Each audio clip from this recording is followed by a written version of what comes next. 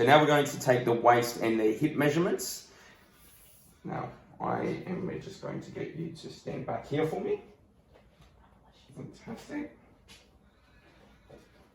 So I will place this around here for you.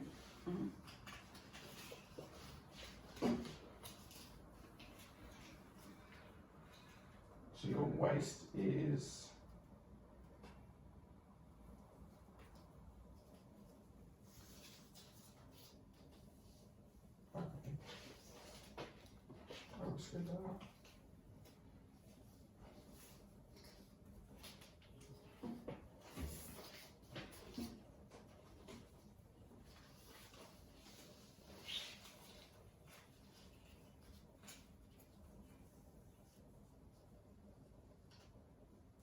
a healthy 73 centimeters.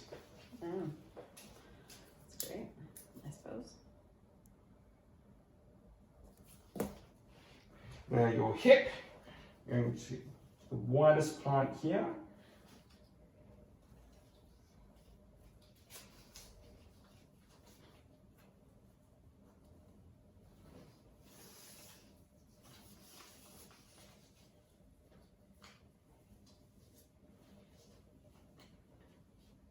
Which has come to 94 centimeters. Fantastic. So you have 73 centimeters for the hip and 94 centimeters, or 73 for the waist and 94 for the hip. Fantastic. So we'll pop that in for you.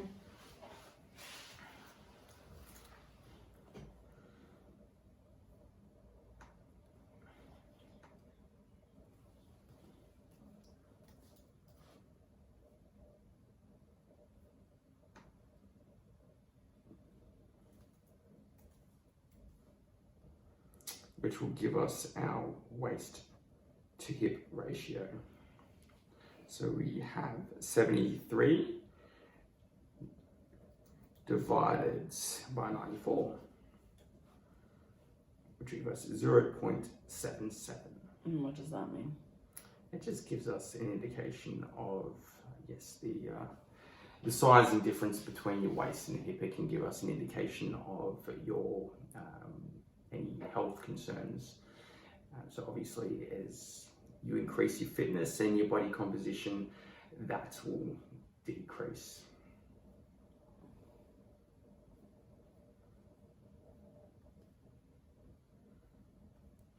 Fantastic. So that does conclude the personal profile. Okay. Now, what we will do from here is that we are going to run through the dietary habits and the questionnaire. So the first thing that I am going to ask you is, do you have any special dietary requirements? You did mention that you were vegetarian. Yep. Good.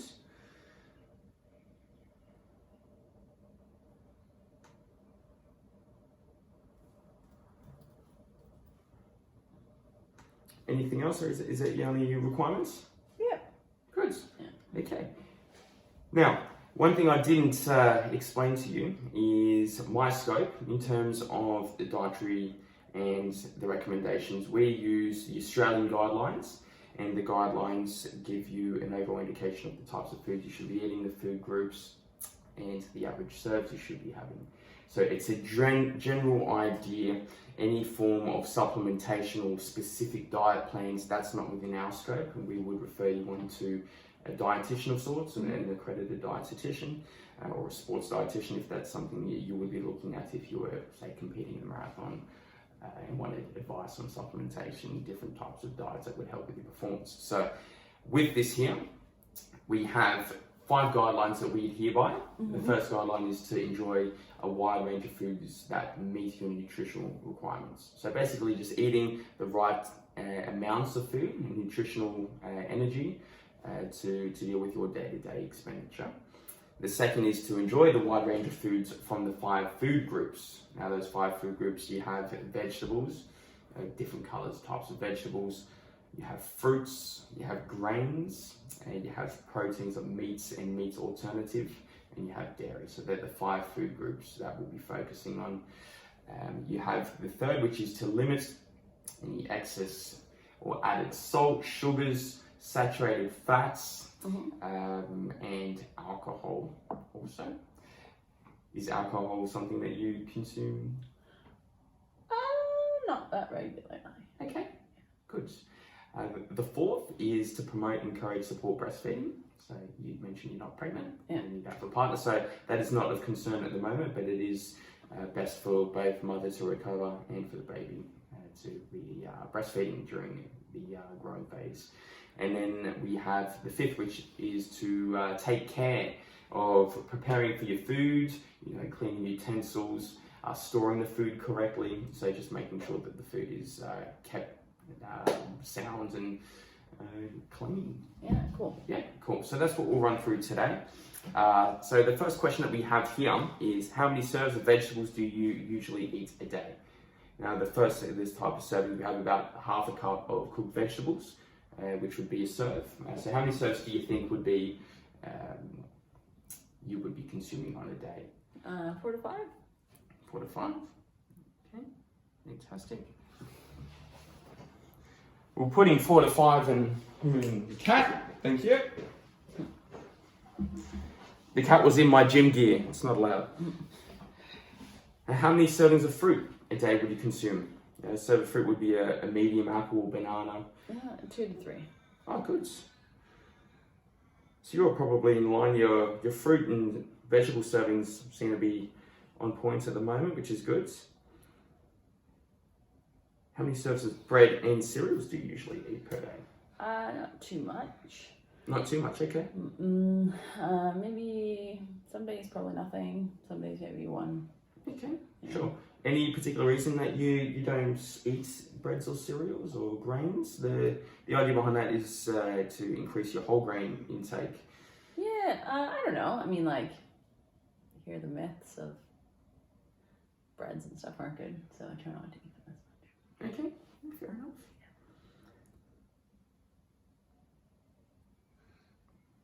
Now, how many serves of dairy do you consume per day? 4 to 5. Okay. 4 to 5. So that is definitely in line. 4 to 5 is a good number for your dairy consumption. And what types of dairy would you consume? Is it low fat dairy?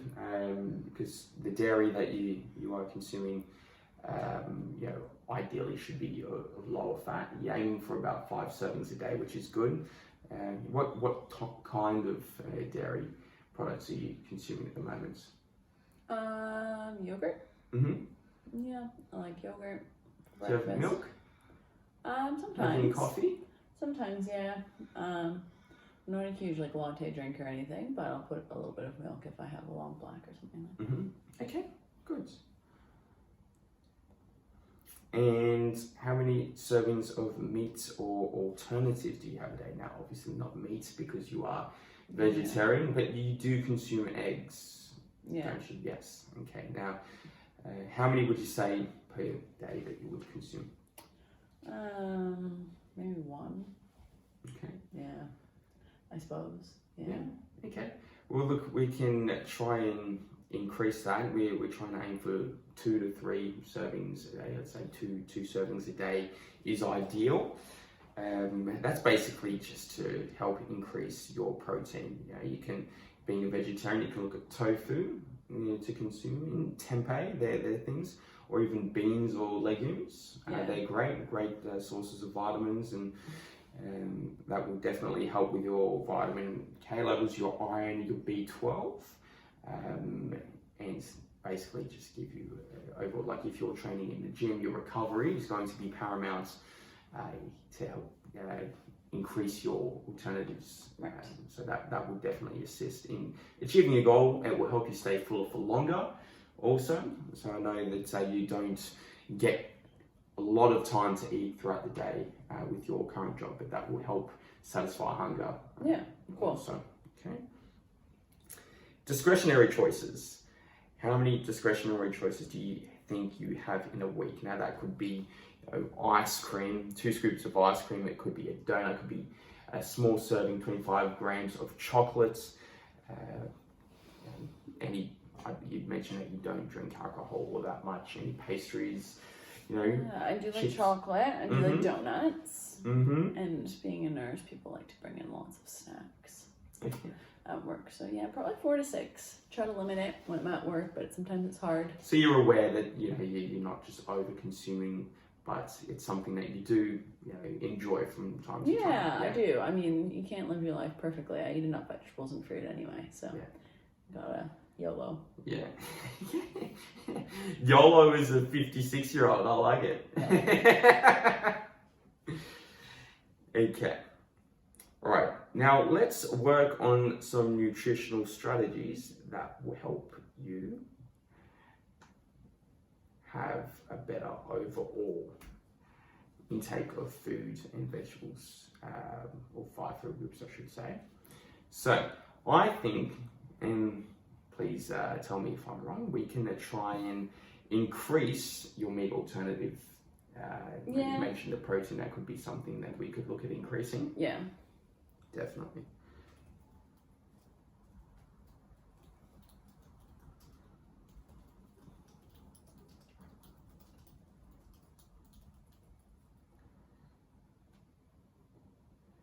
Now, the second that you had mentioned that you don't like consuming is grains, bread, cereals.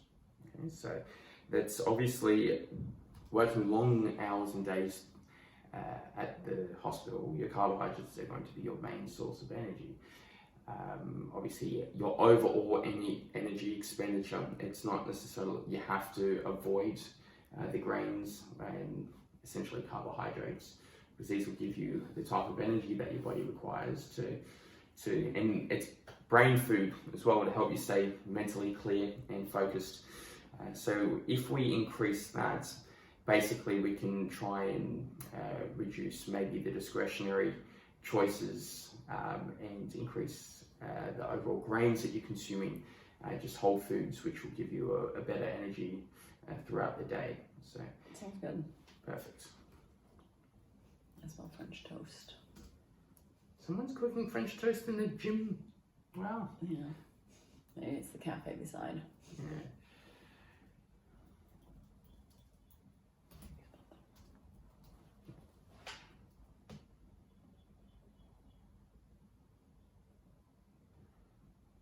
Okay, and now a third one that we can look at doing for you, I would have to suggest around the discretionary choices. So obviously we're not going to completely remove discretionary choices from your diet, because you do work a hard job and it's nice to indulge in some snacks from time to time.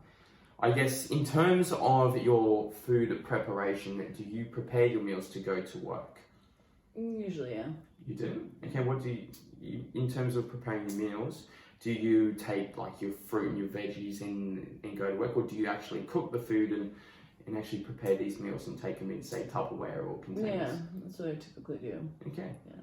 Measure numbers. So I think your food preparation and is something that you're doing great.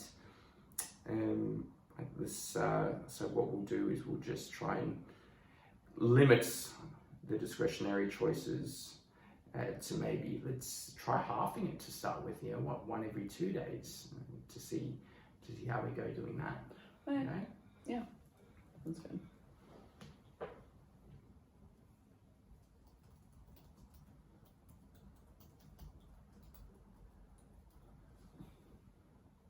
So we have 3 strategies that we'll try to implement for you and see you on your way to a better, well-rounded diet and food intake. Sounds good. Fantastic. So that does finish up our dietary habits questionnaire. So that is all completed. Now we're going to move on to the next part of the day, which is going to be your testing.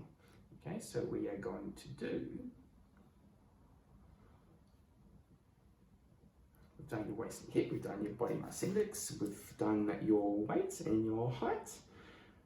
Fantastic. So the next part we're doing is the fitness testing. So we will head into the gym. We'll get you all ready to go, and I will see you on the floor. Sounds good. Fantastic.